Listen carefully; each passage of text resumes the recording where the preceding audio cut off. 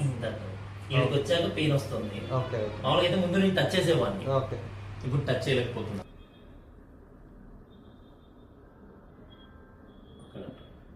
ఇట్లా బెండ్ అవ్వలేకపోతుంటే, ఇట్లా బెండ్ చేస్తే పెయిన్ వచ్చేది అన్న. ఓకే. నేను టచ్ కూడా చేయలేకపోయాను, ముందు టచ్ చేసేవాడిని. ఓకే.